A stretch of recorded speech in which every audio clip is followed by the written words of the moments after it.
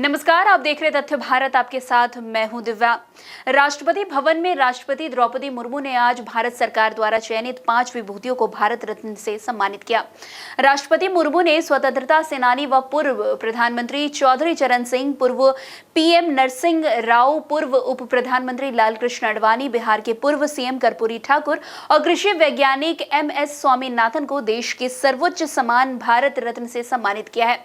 अब इसको लेकर जन स्वराज पदयात्रा के सूत्रधार प्रशांत किशोर ने कहा है कि कर्पूरी ठाकुर को भारत रत्न मिलना बहुत अच्छी और स्वागत योग्य बात है। इसकी बिहार और देश में लंबे समय से मांग की जा रही थी, लेकिन ये बातें चुनाव के 1 से 2 महीने पहले इसलिए की जाती है ताकि लोग अपनी 5 साल की समस्या को भूलकर दोबारा इन्हीं सब बातों में आकर वही गलती कर दे और उन्हें ही वोट कर दे। बिहार के लोगों को एक बात जो मैं कहना चाहूंगा वो ये है कि अगर लोग लगातार ऐसी ही गलती करेंगे तो बिहार में लोगों की हालत वैसे ही बनी रहेगी जैसे आज है। बिहार ने हर नेता का शासन देखा है, चाहे वो लालू जी का शासन हो, मोदी जी का हो या फिर नीतीश कुमार का। पिछले 10 बरस से मोदी जी का शासन ही है। इससे बिहार में बेरोजगारी में क्या कमी आ गई?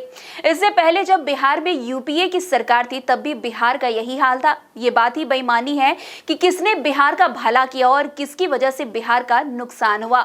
जितने भी दल व नेता बिहार में रहे, उन्होंने जो काम किया है या करने का दावा कर रहे हैं, उनके विकास कार्यों को सही भी मान ले तो भी इससे कोई इनकार नहीं कर सकता है कि बिहार देश में सबसे पिछड़ा व गरीब राज्य है। कर्पूरी जी को भारत रत्न मिलना बहुत अच्छी बात है, स्वागत योग्य बात है। वर्षों से इसकी डिमांड लोग करते रहे, लेकिन ये सब बातें चुनाव के 1 महीने 2 महीने पहले इसलिए की जाती हैं कि लोग अपने 5 साल की समस्याओं को भूलकर इसी में आकर बहकर फिर वही गलती करके वैसे ही वोट कर दें।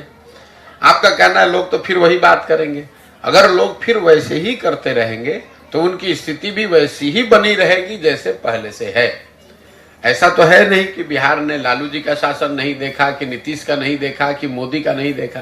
भाई 10 वर्ष से मोदी जी प्रधानमंत्री तो हैं ही, उससे बिहार में बेरोजगारी तो खत्म हुई नहीं, उससे कोई बिहार से पलायन रुका नहीं। उससे पहले जब केंद्र में यूपीए कांग्रेस की सरकार थी तब भी बिहार की दशा यही थी। हम लोग तो इस अभियान में रोज ये बात कह रहे हैं कि ये बात ही बेमानी है कि किसने बिहार का भला किया, किसकी वजह से बिहार का नुकसान हुआ।